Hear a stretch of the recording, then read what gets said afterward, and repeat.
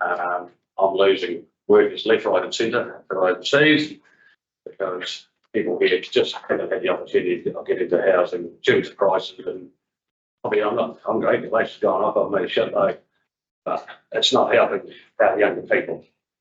Okay, I've got 3 children, they're all in their houses because they had a mum and dad to help. But I've got other people, apprentices out there that don't have mum and dads to help them. So basically, what I'm coming up with is a proposal. When I heard about the Gear Estate development that is owned by us, the council and the ratepayers, I thought, well, there's a great opportunity to get people into housing, affordable housing. What I mean by affordable was, the first thing I did is I went to the bank. What's affordable? Affordable is what kids can buy, what they can borrow on their Kiwi savings. I'm sick of the kids coming to me, do what they've been told to do, get into Kiwi Saver, save for 5 years, 3 years, they go to the bank, say, yeah, you can get X amount of money now, and it gets them nowhere. Either it gets them a shitter that they're just pouring money into, or they just get returned where you can't buy anything. So see you later. My last 5 apprentices have gone, they're not here, they're all from here, they're all overseas. So what I'm proposing here is affordable. What I call affordable is not gifts, giving a house away. It's to do with people that are willing to get jobs here, work hard, save. Kiwi Savers, not the end. And I know I went to the bank and I said, right, what will they get? The couple get. They come up figure with me, and I said, so you're telling me every couple that comes in here that works 40 hours a week, they had any job I'm talking about whatever, they said, yes, we will give them X amount, they will be getting that. So I said, right, so I started there, another started what they can get. It's no use me designing something that's 100 grand more. So basically what I'm saying is these houses I'm passing around, I'm trying to get the land and house package for 650, and I know they can borrow that. Because I've been to the bank, they've told me that 75 to 80% people that come in, not having huge debts, of course, come in debt free and wanting to, or get this, or basically be eligible for this money. So what I'm suggesting is the house is there, 100 square metre homes, completed, signed off, and I'm trying to where at the 650,000 for the house, and that's completed. I built 4 of them already for a couple that have used the Kiwi Saver. There's 3 in Smith and Drive, 1 down the Molyneux Ave. Those people have done well. Some have sold, 2 are in them, 2 have sold and carried on doing other houses, like now sold and building other. Okay, so well, that was hard, not hard, that was easy. So now, when I heard about Gear Ave, I thought, right, here's an opportunity for all of us. So what I'm asking is the land, the X amount of land down there for sale, for the community to look at selling them sections for 250,000, and for that, then they'll get a house for 650. So you have obviously 400,000 for the house. 650,000. You're looking at the land and house package, which I know 75 to 80% will through their banks. Any questions? Yes, so just to clarify, 650 based on a $400,000 house and $250,000 section. I need a section for 250. Well, you need to sell this out section to those people, not to me, to those people for 250, and I will put a house on it. All up 650 to leave the house, but more, yeah, 1,000. And that's 100 square. 100 square metres, the ones in front of you. Basically, what you'll see there's no garage on the reason why I've done that. I've got all house for 100 square metres. But when I designed, you'll see those designed, that's why I'm showing the sections as well. I designed them so that the people, after they're in it, and living in it, they can attach a garage, carports. So when I designed the house on the section, I have it for there to future-proof more. That's the idea. That's exactly what I've done in those drawings. Is there any affordability to the build? So that's still 4,000 square for a 100 house. Yeah. And obviously it's like smaller than the build, the more per square, but that's still be up there for a build, isn't it? 4,000. So, Well, I mean, you could say that, you could say it's up there, but to be honest. Well, I'll give you an example. I don't say your names. There's an outfit just over there at the Working Tree that are advertising 699 for a 70 square metre house. Yeah, well, 699, landed house figure, 699 for a 70 square metre house. What am I offering? But is that something that you think they're, well, that's 650, 100 square on, what's the section? I'm offering 100 square metres for 6 square. Yeah. Over there, 699 for 70. But that's based on market rates for the building, like that's obviously fluctuation due to market pricing as well. Would that be like a fixed price? No, it's That's like fixed price, and what I've done is gone to all the suppliers. Yeah. Look, I'll be honest with you, out of that, there is very little for me. I mean, I will show you what's in for me if you want to know, like that. So, What is it's come to the point, like I've basically semi-retired now, retired. It's come to the point where I just want to put something back and give it a crack. And what I'm really asking is for it, basically, I don't know if you're going to sell it 6 for 300, but I'm asking you to sell it to these people for 250, not to me, you're not selling it to me. I think that probably a concern that, as we've talked about affordable housing and we've talked about that entry level coming in, and you've already alluded to it yourself, that somebody's come in, they access that, and when they on-sell it for a profit. So it goes out of that affordable housing loop immediately while they take a more expensive house. So that it means that we don't, a sustainable stock of affordable housing still isn't I'm there. glad you asked me that, and that's very good, because what I'm actually proposing is they must stay in the house for 3 years. Like that. So when you offer them a deal, they must stay in the house for 3 years, they cannot on-sell it, and they must live here for 3 years in that house. And then it could be more, it could be less. I'm asking you guys, this is just what my proposal, like I'm more than open for a lot of suggestions, but that, and things like 3 years, you might want to make it 5 years, you want, like bright line is 5 years, something like that. But yeah, don't worry, it's not a gift. I know. That is like one of the considerations, though, is that if we're looking at how we provide for people who can't find housing at the moment at an affordable rate to buy or to rent, how do we make that a sustainable model? That's the good thing about it, I get these people in, these people are renting at the moment, I should talk about, they get into one of those houses, it opens up a flat, it opens up another flat. That's sort of the other thing about it, they do 3 bedrooms, they either, like one expert will help them out, this other 1 bedroom, look at people with kids, for example, that might help the rental as well. But I definitely don't want to sell these houses for 650 and they sell them tomorrow for 750. So that's why I'm definitely proposing I'm not going to, I do not want to do this, because that's actually what happened in Alex and what I did. They came in, they bought them, flipped them off, and made a couple of hundred. I'll be honest, out of the 4 I built, again, one was divorced, but they made 135,000 each, but I didn't have any stipulation going to be in it for 3 years. So exactly what happened. I suppose that's tricky too if you do have situations like that, where relationships break up or. Yeah, well, it's going to have to be signed, done deals, and it's not a perfect world out there, but. Any further questions around the table? What sort of quantity are you talking about? Well, good question. Things I've got to build. They've got do some of the laws are in business. I've asked them, they said they're lucky. So I would say that within 3 years we could just 40 down. Sorry, 40. 40, yeah, because 100 square metre home, we've already done like, done over 120,000. I know what time it is and what it takes. I know how much, right down to a couple of days, what a house takes to build.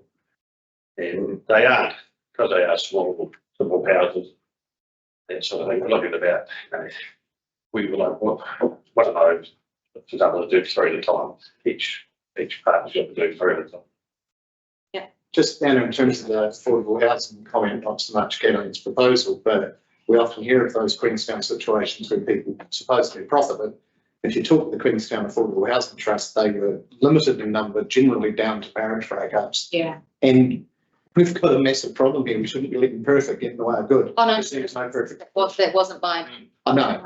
Wasn't directed at we have to get this perfect. Obviously, there's been quite a lot of discussion around this table, particularly around Gear Ag and what sorts of housing and how we might provide for some different styles of housing, or some different opportunities so that we can try and increase the amount of housing on the market and the amount of the housing that people can get into at that entry level.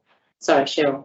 Yeah, just, that brings me on to, with the different parts of the building. Have you looked at the possibility that you can do terrace or semi-detached? Terrace. As opposed to a that dwelling is.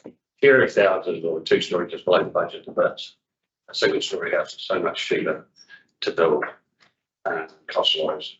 So basically, to me, I'm not really interested in terrace housing and stuff like that. I'm basically against it, to be honest.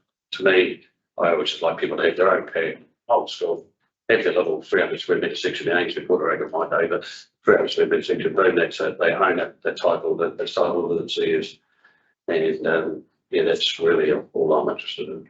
I just attach stuff and I know just 10% about for a rental or something like that. Good luck to you. But it doesn't interest me at all. I would rather do small houses where they own their property, they have their own fences, their own thing, their own wee backyard. And I know cost-wise, you actually can cost up, you can double the price. Or, sorry, exaggerate. Good, not 30 plus on the cost. There's no way I can do this. Okay, and to me, I don't think it's a great way of living. Personally, but I'm only personal here. Yeah, I noticed the section's quite large, and if you are in that lower bracket, you're not necessarily going to have money left over for landscaping. Yeah. What would you be proposing would the outside look like? Well, I would say, basically, good question. I would not be allowed in that as fencing because I believe that's a neighbour's thing.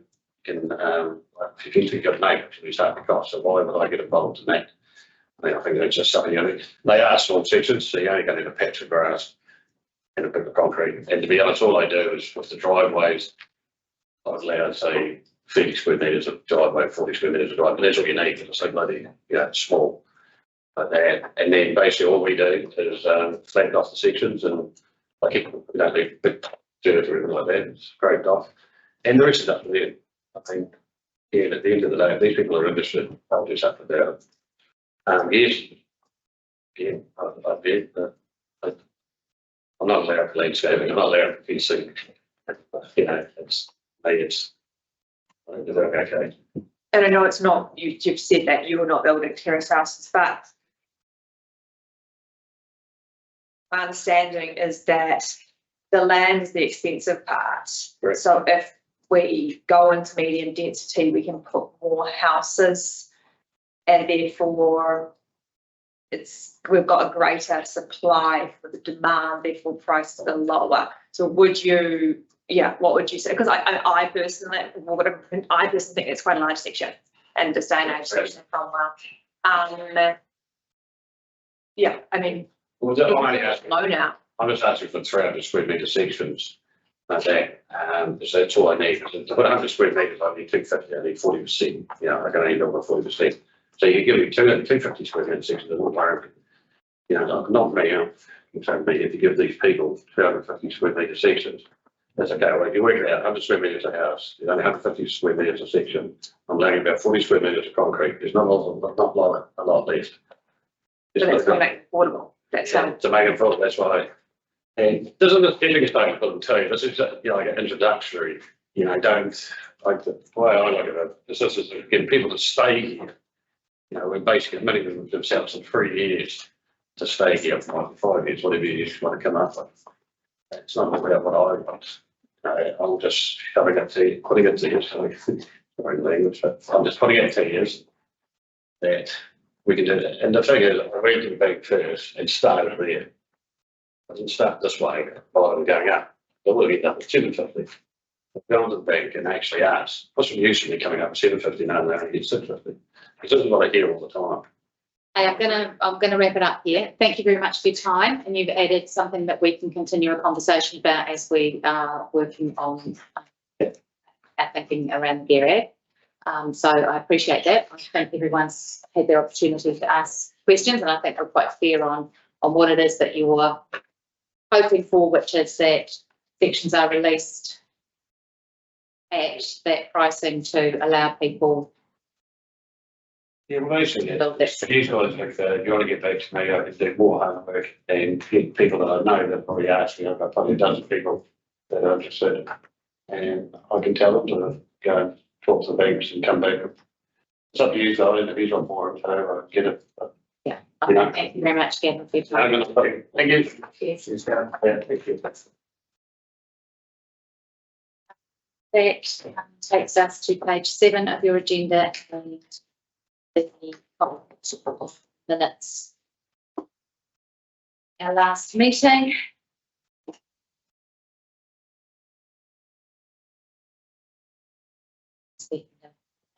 Bob, they're all in favour. All And that takes us to page 13 and declarations of interest register. And reminder to all elected members to stand at the side for discussion. There is a conflict of interest playing one of their other roles and their roles and make a decision on that item. And then that takes us to page 16 and the Cromwell Museum Accountability Report. I welcome Rebecca, Martin and Jennifer to speak.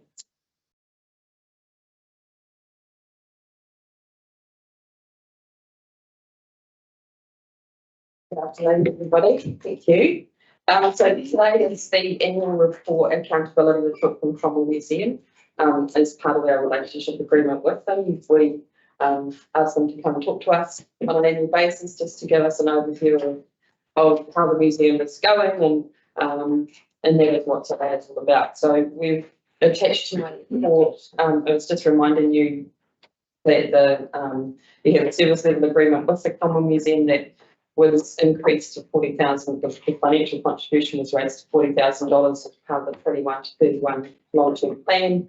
And their performance report, which includes their statement of service performance, has been attached to give them a highly overview of these sorts of activities. But we've invited both Jennifer and Martin here today to speak and to then respond to any questions that you may have. So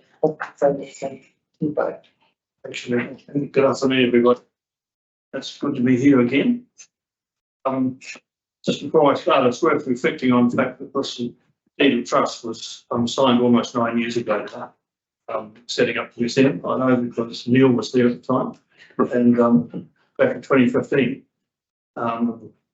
So we've been in operation as a trust for that length of time. The last 2 years have been difficult with COVID, as everyone knows, with extensive closures for the museum. But over the last 12 months, we've returned to normal. We've increased our business numbers to over 5,000. And we meet and greet every one of those visitors as they come in the door. And we think that makes a big difference to their whole experience, the visitor experience. We're open every day, except for Good Friday and Christmas Day and that sort of thing. We have regular changing exhibitions. We have monthly meetings of trustees, and we're members of the Central Otago Museum Trust. So the feedback we get suggests that the museum continues to offer a great service to locals and visitors, and that it's a friendly, informative place to visit, and has attracted, for example, many school visits. School visits tend to be the highlight of the week or the month. One particular event this year was when Goldfields Primary School put on an exhibition and took over the whole museum space and attracted enormous public interest. And we see that sort of thing has been very important for us to cement our role in the community. About the accounts, there's nothing exceptional in the accounts. It's just business as normal. We continue to operate within our budget. A key fragility is the reliance on what is now our 4th year of getting a grant from Lotteries New Zealand. We had an increase in our grant this year, but we can't rely on this. And given that our grant from the council is 40,000 a year, our total expenses are just north of 80,000. If that lotteries grant doesn't eventuate in subsequent years, then we have an issue and so we need to bridge the gap. But I've said this the last time, I said, when that happens, and it surely will happen one day, then I'm going to become knocking on your door. So just so you're forewarned. Now we're expecting that the new museum development will take over most of our energies over the next 2 years. And we've had considerable input to the design process thus far.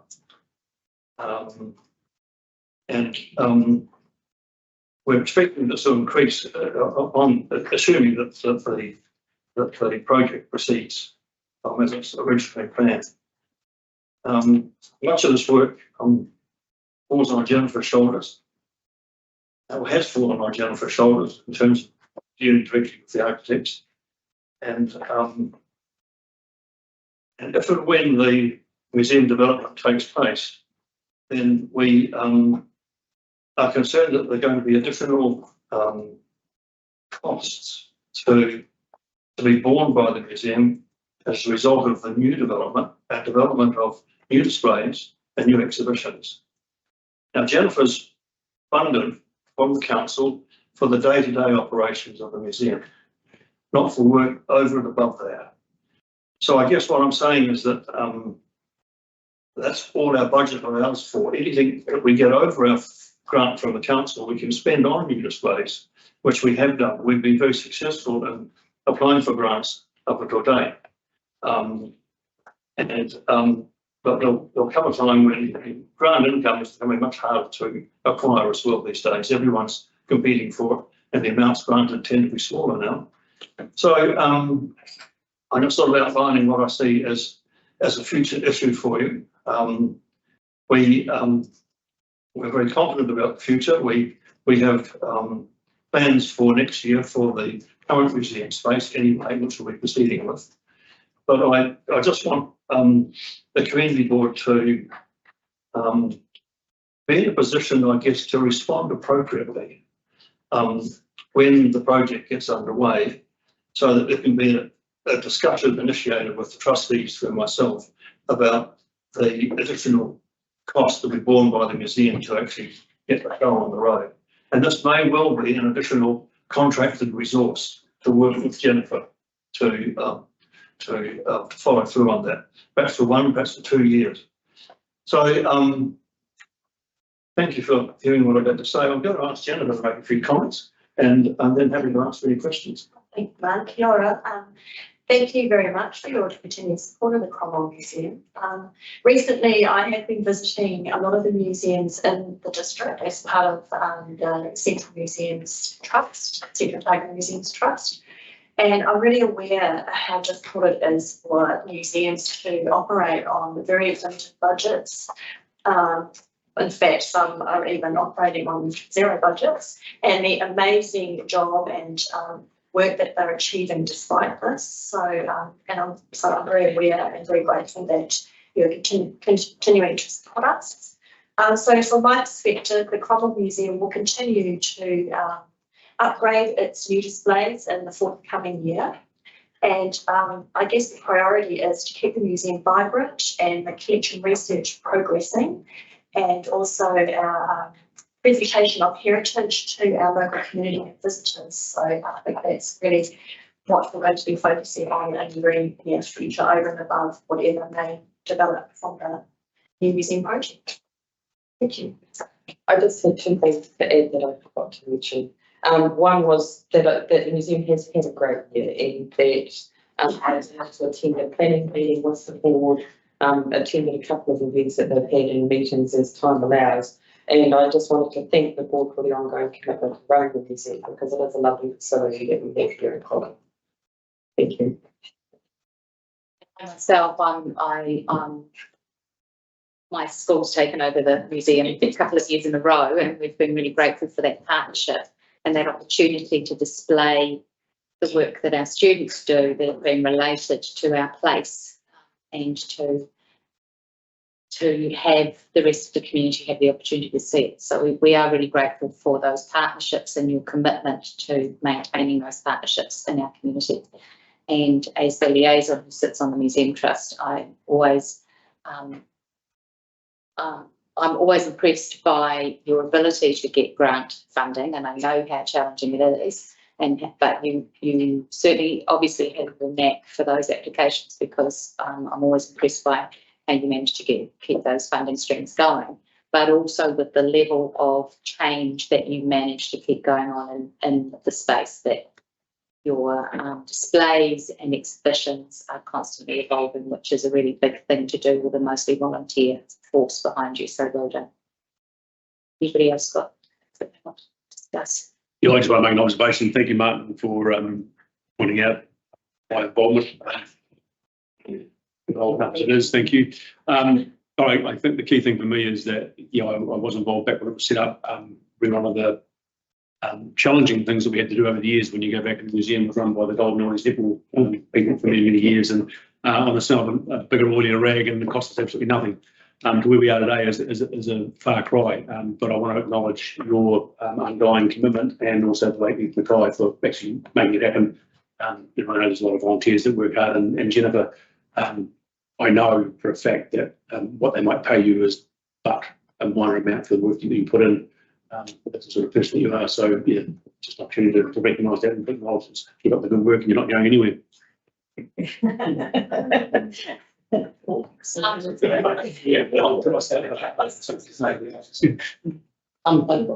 you. I just want to check out, you're very precise on the number of visitors. Is there a door counter? Yeah. So there's a door counter. Well, we not actually a mechanical door counter. We make a note of our visitors, where they come from. Okay, cool. So those 5,057 are definitely there. Correct. And so school kids won't be counted in that number. Yeah, they are. They are. Because I've looked at it, by that, you're averaging 14 people a day. I don't want to be, well, I am being blunt about it. It's 14 people a day. There's really screechingly difficult financial situation. And there's a look to moving into a bigger, brighter museum. I'm just, as a business, how do you justify a $6 or $8 million museum or whatever it's going to be for 14 people a day? It's easy to throw millions in there. When you've got 14 people a day and your financial situation for your operating costs is really extreme, how do you balance that? Each day isn't the same as every other day. No, the average is 14. I mean, and some days you're very busy, and other days you're less busy. Mondays and Tuesdays, you'll notice you're just walking around the mall, often tend to be quite empty anyway. Firstly, and secondly, we've noted in the last little while a rate of preponderance of couples who have got an hour off their tour bus in Cromwell, and they stop here to use the toilets, and have some lunch, and they come to the museum. And we have a little project underway with two of our trustees to approach the tour bus companies and get the museum as a regular stop-off point for them. And the other thing is, of course, that in a new location, because it's so close to the cycle trail, we expect the visitor numbers to soar. We can't tell you by how much, but the new location will make an enormous difference to the number of visitors.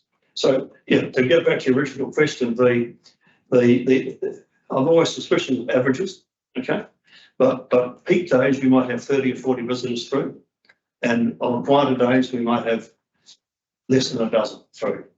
But the weekends tend to be busiest, and I guess that's understandable. Over Christmas it'll be busy, and school holidays are busy as well. So does that answer your question, Doug? Well, I think also being included in the wider facility, which the museum will be a part of, that is generally going to.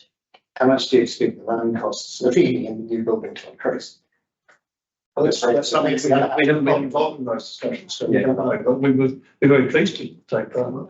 Our running costs at the moment are about, let's see, but north of $5,000 a month, and take out Jennifer's contract fee, about $1,500 a month. But of course, the council's paying for depreciation. We pay our own heat, light, and power. Okay. So as commercials, we pay for the insurance, and we pay for third-party insurance. an agreement, we do, no, it doesn't matter. Yeah, yeah. But yeah, and the overall scheme. Okay. Well, I admire your ambition, You admire what? your ambition, Our ambition. and what you're doing. Oh, I see. It's Okay. what you've done. Well, we're very ambitious, and we're even more ambitious when we move into the community account. Well, it's the ambition on. Thank you. Anyone else? Thank you so much for your time. Appreciate that you brought to us a conundrum that we have to then consider is what thank that you. might be, what the next couple of years looks like. I mean, obviously, there's still quite a lot to go before we get the Of course, we understand. building over the line Yeah. to be built in the first place, so as it's sure will happen. So, okay.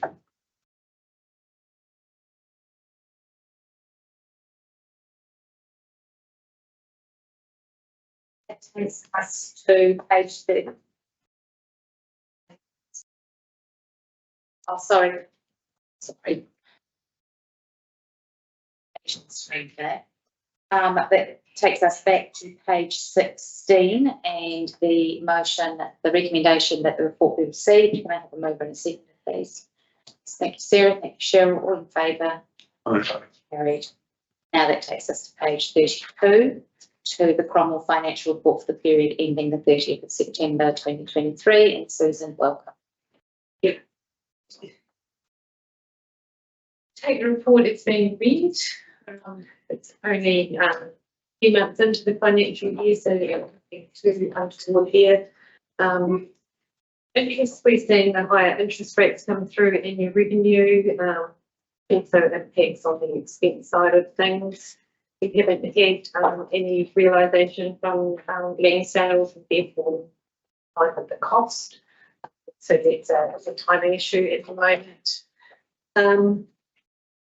Probably the biggest thing is that we have got a favourable variance in our external interest expense, and that's because the master plan projects haven't gone into construction, so therefore we're not drawing down external debt. Those and overall funding, the projects for the poll that's been carried forward. We haven't formalised the carry forwards yet. It's part of the process for the LTP. That affects your capital expenditure in the poll. And the reserves table is pretty much as I explained when we were working through the workshop, that around about the 18 million mark plus the 6.7 that we made as the savings. It brings you up to the 26.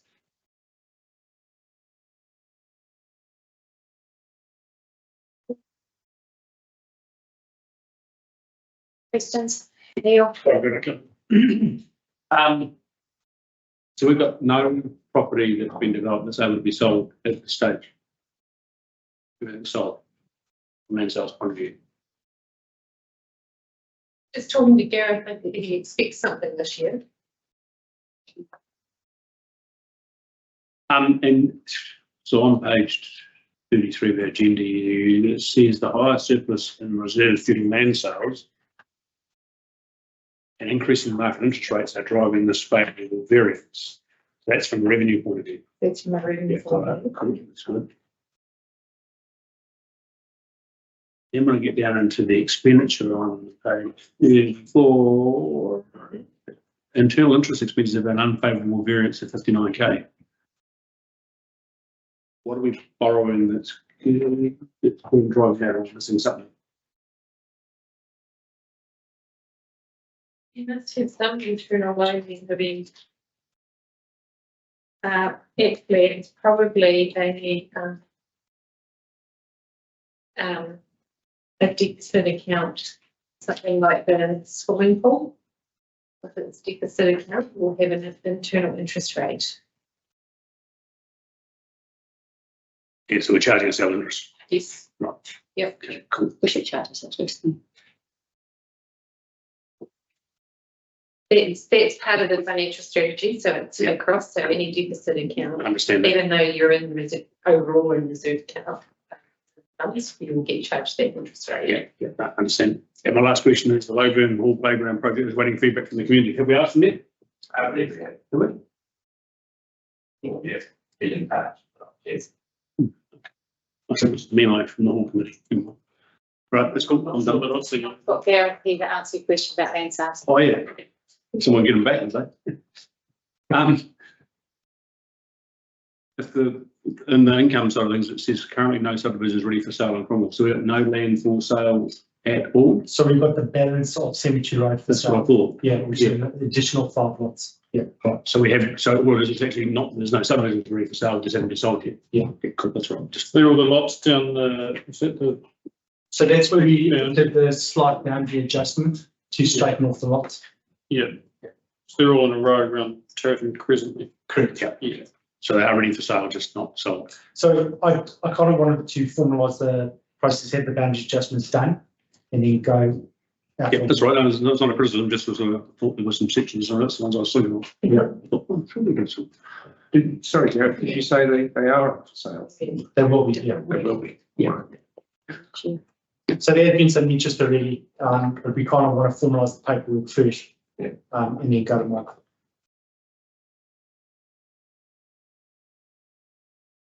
Further questions, comments from people?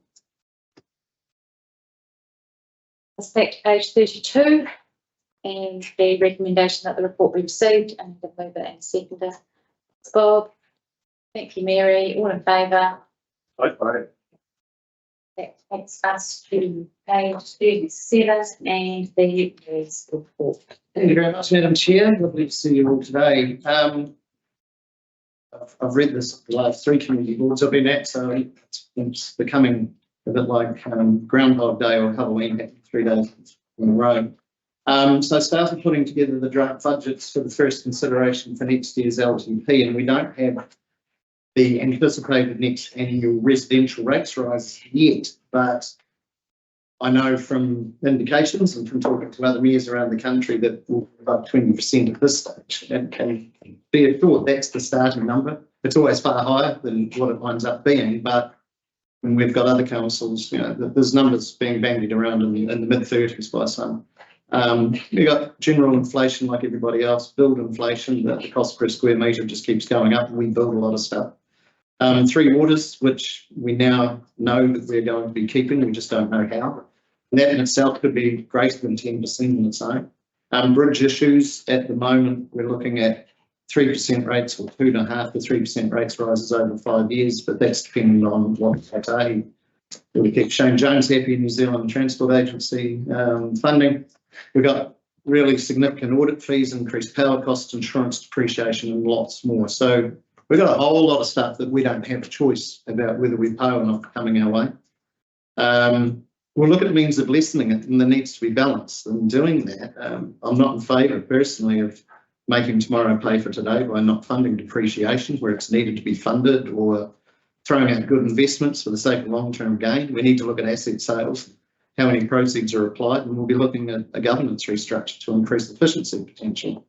We also got to look at other means of income, and a comment was made by our new audit and risk chair who said we don't have a rating. He said this to all the rural and provincial councils, not just us. You don't have a rating problem, you have another income problem, because we have to rely on rates so much, and that's the strictures of the Local Government Act that ties us in knots. And you can look at Queenstown trying to bring in a bed tax and the problems they've had doing something which would seem to be, and across the world is, just common practice and common sense. Basically, we've got to have a big discussion with the community next year. It's going to be a hard time for all elected members because there is a shock that's coming.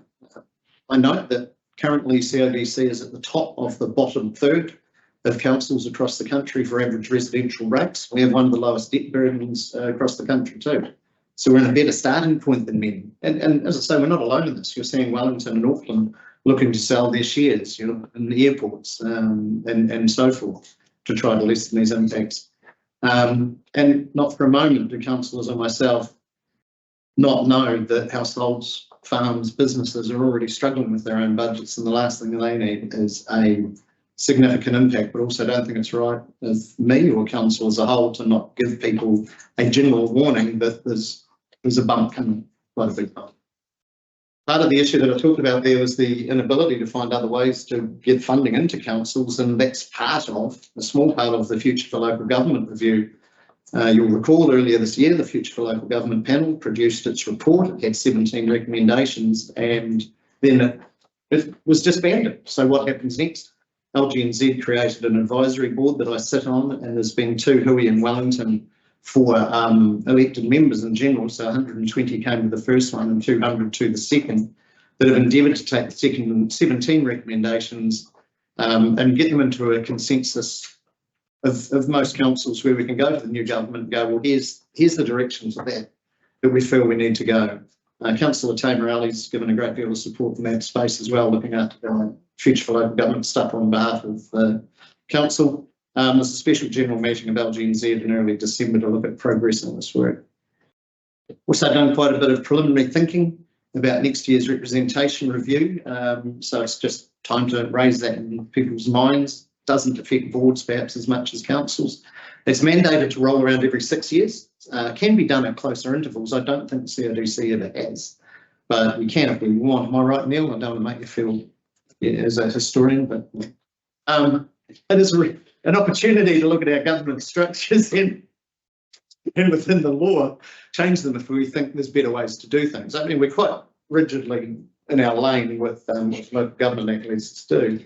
But such questions that may be asked during these reviews is whether current ward boundaries are appropriate, whether there should be Māori wards, how many elected members we have, and the role of community boards. Essentially, it's a chance to ask ourselves, then the community, whether the way we've been doing things for the last 6 years is right for the future.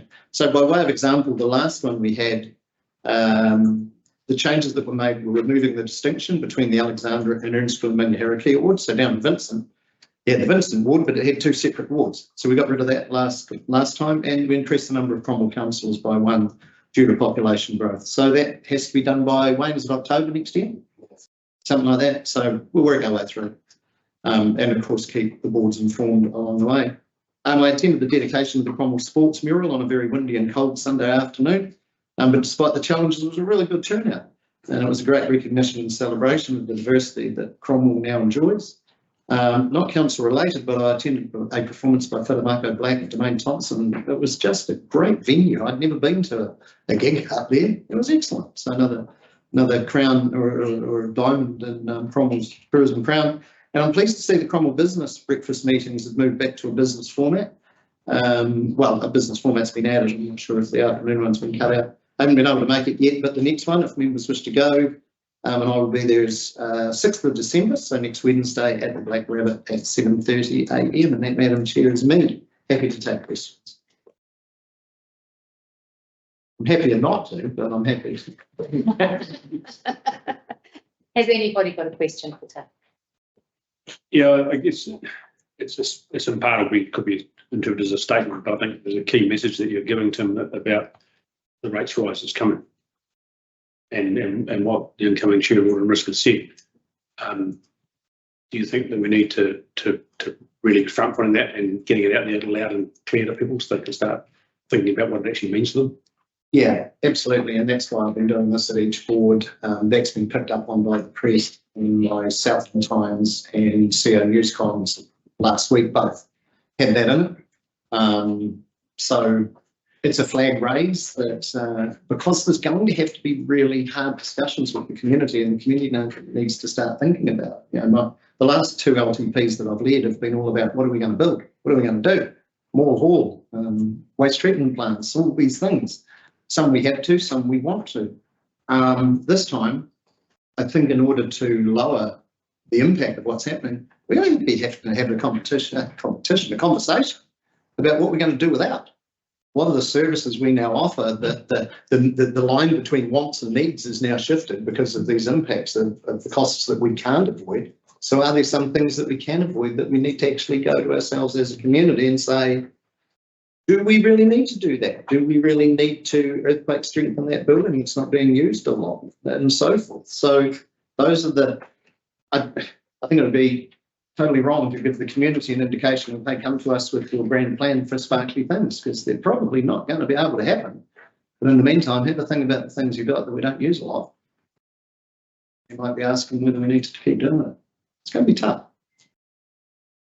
And look, we may go to the community. I always look at Carterton in the North Island that is continually criticised by the, I think it's Carterton, but anyway, continually criticised by the Ratepayers Union for having the highest rates. The reason they have the highest rates is their pools are free. They had a discussion as a community and said that we're willing to suck that up so that our lower income people can have access to the swimming. The kids can learn to swim and the older ones can get good exercise. So it's for the community to say whether we will tolerate these high rates or whether we're going to let some stuff go. Thank you, Tim. Easy for us to think about and consider as we move forward. Yeah. Spirit. Bob, all in favour? Carried. Thank you. So a couple of the conversations that we've had today around housing and affordability and things that are challenging in our community at the moment. Just want to remind people that currently our fabulous organisation that puts together our Secret Centre stuff is gathering funds and items for Secret Centre. Please support them if you have the means to do so. There are lots of families in our community who are going to need extra support to make sure that Christmas happens for their whānau this year. Note that the Cromwell Lake Dunstan Lions have their charity Christmas tree event starting on Friday this week that will be raising money for the rescue helicopters and a range of other charities with trees that have been decorated by our schools and the community groups. The school has a tree and we are raising funds for Ronald McDonald House. We have a little boy who was airlifted to Dunedin after collapsing out of the small weeks ago. He's now in Starship after 2 brain surgeries, so family has obviously been supported by Ronald McDonald House. And so I would urge people to go along and support those charities. An immigrant family struggling already in our community, and so they really need their support. So if you'd also like to join some of the fundraisers that we're doing, you can guess the number of lollies in the jar for $1 a guess, or come to school next week on Thursday for a hot dog. You have to put your order in Friday this week. Hot dogs will be made for 1 o'clock on Friday, on Thursday next week. I think I've already got contact, might be supporting the provisions. So for that. Yeah, it's not finished. It's just like an email now. They offered to do a free sausage sizzle for us, and we feel we'd rather that you supported this one. So that's sort of where we're at for that family in our community. Other things that I've been involved in over the last little while, since our last meeting, on the 28th of October, I officiated at the Cromwell Spring Carnival. So good to see the Cromwell Swimming Club having their meet put back in their normal calendar cycle in spring. It was a bit odd having, we've done 2 this year because the other one was Cromwell Autumn Carnival, which was a bit, we still called it Spring Carnival. We still called it Spring Carnival. It's a great event. Marie Holden and myself get wheelchaired out into the event after many years of not being actively involved in the swim club to come and support it, and we enjoy giving up our time to see our young swimmers having a great day. That was followed on Sunday the 29th of October by a national day of mourning when the All Blacks failed to lift the Rugby World Cup, but celebrated in the afternoon by the fact that Goldfields ran a very successful duathlon event and raised $11,000 for our school. So people brought their morning by spending money in the afternoon out with their children, which we greatly appreciated. I attended the Highlands Enduro 10th anniversary on Sunday the 5th of November, along with choirs from Goldfields Primary and Cromwell Primary, and they sang the national anthem to open the main race of the weekend. Great day out for those kids. They went because they get an ice cream and they get to see the cars, and they had a lovely time. I don't know if they're the best singers in the school who attend, but certainly the ones who are quite keen on some race cars and eating ice cream. A really fabulous way to involve the community from Highlands Motorsport Park, who are great partners for lots of things that we do. Other than that, I am busy trying to keep moving a school community toward the end of the year as we write reports and work with the Education Review Office and the enormous changes that are just about to hit us in the face from changes with the Ministry of Education and Curriculum Fresh. So that's mostly where I'm at the moment, and involving our company, which is our community of learners in Cromwell, in that work. So I'd like to move my in favour. Aye. And that us to page number 39 and members' reports. And Bob, I'm going to thank you first this week. Okay. It's week. We have a week. No sense. Wherever we're at this year since it's been very long. Yeah, my report's going to be fairly brief this month, this month. This time. This 6 weeks has been punctuated by an overseas holiday, not an overseas, but an inter-island visit to Hawke's Bay, which was for pleasure, but it was pretty tragic actually to see the effects of the recent events that have fallen that district. Unfortunately, also, both my wife and I have succumbed to pretty severe bouts of COVID during that time. So it's a stark reminder that there's still plenty of it around. And I think we should be aware of that. On the 12th of November, I was a part organiser and an attendee at a charity golf day that was held at Cromwell Golf Club by the Lions Club. And we managed to raise a total of $41,000, which was actually donated to the Cromwell Rowing Club, and has enabled them to buy a new 8 boat and a new set of oars. So that was a very worthwhile day. On the 14th of November, I attended a meeting of the Cromwell District's Promotions Group, which was just their normal monthly meeting, mostly planning for the Cherry Festival, which is coming up after Christmas. And just a reminder too that event, which always attracts an awful lot of attention and publicity for Cromwell, is actually being held this year at McNulty House on the 27th of December. Interestingly, last year I was actually overseas in Australia when that event took place, and the event actually made the national news on Australian television, Channel 10. So it does actually bring an awful lot of publicity and good feeling to Cromwell, and that's my report.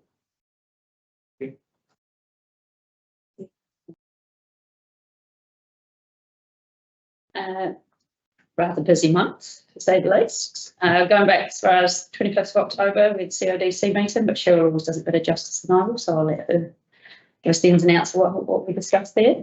And then from that meeting, I pushed it back to Cromwell Polyfest, where the local schools gathered and daycares, which was amazing to see, right from those teeny tiny little squeaky voices to the big loud boomers. Was epic turnout. Very proud community of parents. 8th of November, David very kindly remembered to invite me to a Cromwell Youth Trust meeting before the meeting had happened this time. So I made my first meeting. You're welcome. And they had drinks and snacks, so it was lovely. But awesome to be part of that moving forward. I think great organisation, lots of great work done so far, but a lot more to build on. But really excited for a positive future and more cohesion with schools and youth in the district, which is amazing.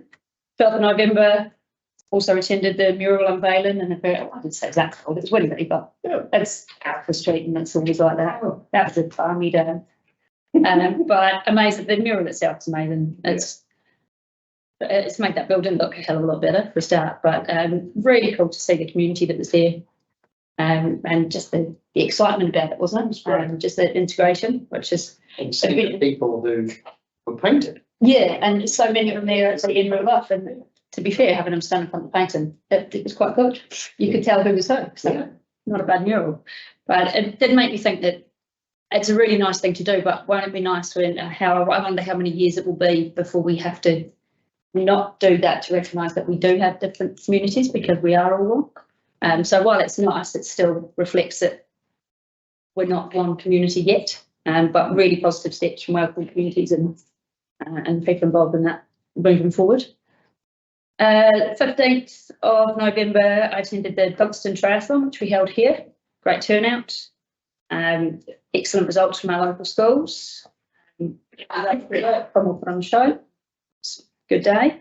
18th of November, Alex held a country meet for athletics, and they had the best turnout we've ever had for a regional meet from Dunedin competitors.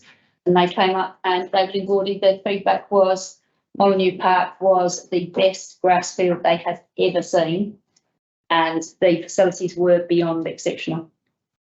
And these are people that are competing in Dunedin every week, and they said they'd be back here, but they're jokingly said, you know, we're holiday house here, maybe we'll move here and compete here. It was that good, which is amazing feedback because, you know, everybody's always critic, so that's pretty impressive. Pass that on.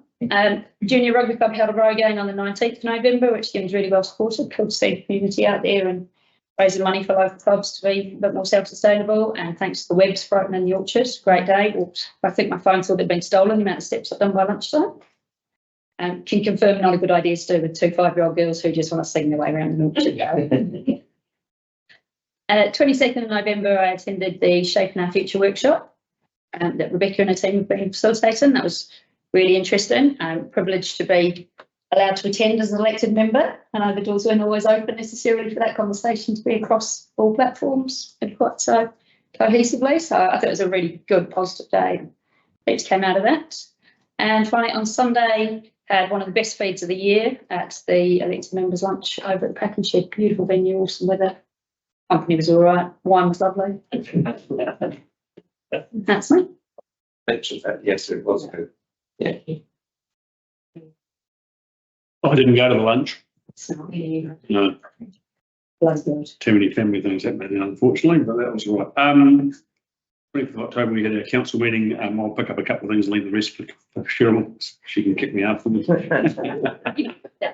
I'm only going to do 4 of them. I'm not going to take them all. An interesting one for me was we had to give a support easement for either side of the Worrying-Tree underpass. I'm sure people not wanting to understand that. It's the first time I've seen one of them had to be given to provide support so the wall wouldn't fall over or the bank wouldn't fall over. We agreed to a formation of some legal road out at Bannockburn that comes back off Hawkesburn Road towards Kenmure. So that's been approved under a few conditions.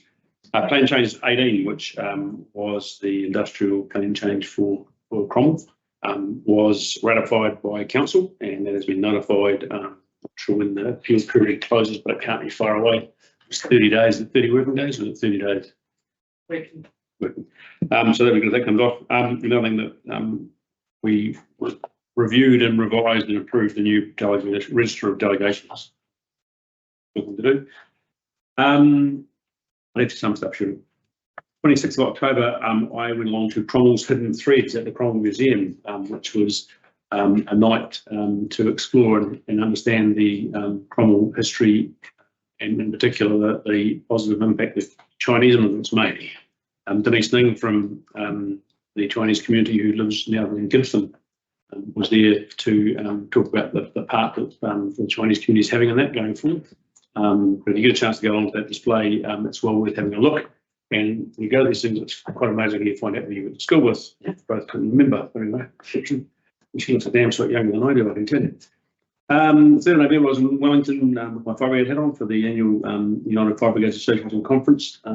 Interesting to see, the only reason I'm bringing it up is that the leadership and emerging leadership within fire brigades is changing. So across the old farts like me, there's a lot of new people coming through, and a lot of them are women as well, which is even better. So it's really cool to see. And probably one of the best conferences I've been to for a long time in terms of guest speakers, people like David Latili, other people, the ex-police negotiator, some really compelling stories about leadership and how it's not all simple and plain sailing. It wasn't made to sound like it was easy or necessarily a lot of fun. I think the 6th of November we had a Cromwell Town Centre walkabout with the councillors. I wasn't there for very much of that. We did that happen. 14th of November we had a hearings panel meeting. We considered a 2-lot subdivision at Queensbury. The developers are down the old land, what do you call it? Garden land site. That's been consented for a 6-unit multi-development, and the developers want to get a consent to also allow that to be used for travellers accommodation. And also a 4-lot subdivision at 54 Forest Street was considered. I can't tell you what the decisions are yet because they have not been released to the best of my knowledge. Far away. And the 20th of November we had another hearings panel meeting, which was in relation to an objection to a consent condition for a property at a Racecourse Road, which has also not been determined as yet. I think from memory, I didn't go because it was heard by Commissioner, but the next day was a resource consent hearing for a shortcut road and State Highway 6 for that development in there to enable them to carry on with their travellers accommodation that they're currently using without a consent. I don't know where that's got to either. That's about it for me, thanks. Yeah. Yeah, just chronological order. On the weekend of the 28th of October, with my Connect Cromwell hat on, I suppose, I installed 5 bike stands on the Cromwell Gorge cycling and walking trail. So there's a proof of concept really for many more to come, subject to Lynn's approval, which is in. We'll see how we go with that. Social netball on Mondays, that's going well. We had 2 draws and 1 ever since. On the 1st of November, I went to the Brad Olsen talk, Infometrics at the packing shed, which council organised along with BDO. It sounded a lot like an economist talking for 40 minutes. Why? I'll tell you all the numbers, but believe me, there's lots of numbers. On the 6th of November, I attended the Cromwell Town Centre site visit walkover with the Otago District councillors. So that was a good team building exercise. On the 17th of November, I watched the local band Ford Road play at Scott Base. Highly recommend it if you can get to see them. On the 18th of November, was the Speedway. 19th of November was the Junior Rugby Club row game. As Cyril says, did a mountain bike dig night out at Bannockburn again.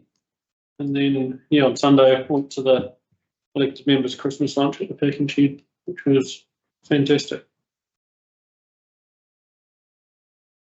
Thank you. That's me. Carol, who's got all the council stuff. That's so well. Rod for our back. Really quiet month to my own doing. But anyway, so yeah, just to carry on from what Neil was saying, we had a visit from Ken Churchill in the public forum, which he was pointing out that there is some dangerous wood and slash, etc. And so perhaps we need to look at that as council. And then there was a report from the welcoming committees. That was their 6-monthly report, updating us on how that's going. Very interesting.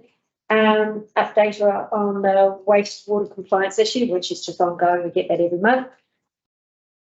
But it is improving. We had a report on the media policy explaining how council utilises now, obviously, different associated media tools, etc. There was a revised risk management policy. There was a few minor changes to that were made. Not exciting. Revised procurement policy, again, a few changes made. That was basically the audit and risk committee had suggested those changes were made. Just a confirmation of that. Obviously, we've seen that here around this table, confirmation of the 2024 meeting schedule.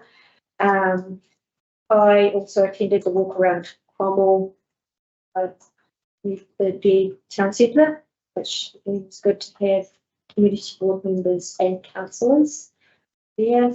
I ended up being an apology for the old Cromwell, for the historic precinct. Managed to do myself an injury and decided to not appear in public for a week or so. Then I also attended the elected members' lunch on Sunday, which is fabulous, beautiful venue, lovely day, and fabulous film. Highly recommend the package. So really, I did enjoy a lot this morning. That's me. Thank you. Mary. Good one for me. Just apologies for not being on this meeting, but it's still quite an update. So now they're seeking a grant from the Alpha Dam Trust for funding of that ongoing project down by the whatever Chinese settlement. Routine the matter of having Alexandra celebrating the business just to make it part of the best. Like I said, in November, and I just think team of this would be running off 6. So I'll move second those reports. Thank you, Sarah and Bob, in favour. Thank you. Takes us to page number 40 and the governance report. Is there any items that people wish to raise from the governance report? I got one. Yeah. Was it maybe someone's got one? On page 47 is the update on the long-term plan submissions, in particular, well, that's writing on, make it big, so really. The Cromwell Bike Park toilet, and it says that back in July, it says it's been programmed for November 23 to install, and there's no update. But I think if I've got it right, I read in the council agenda that the same report says it's going to go in by the end of the year. Yes, there's been a slight delay. Yeah, so it's still going. Right. So it is by the end of the year. Yeah. Cool. That's all. Anything else? What have you got? Can I have a mover and a seconder for the recommendation that the report be received, please? Thank you, Gary and Mary. All in favour, sorry, have you been affected too much in this? Favour. Thank you. The date of our next meeting is Tuesday, the 23rd of January, is that true? Yes. Yes. Yeah. Oh, it's on the way. Okay, so fast. So page number 53. And the motion to exclude the public from the following parts of the meeting. The general subject matter of each matter to be considered, while the public's excluded, is the reason for passing this resolution. So can I have a mover and a seconder for that resolution, please? Thank you, Cheryl. Thank you, Bob. All in favour? Aye. Carried. Let's take a moment. Update while we go not live anymore.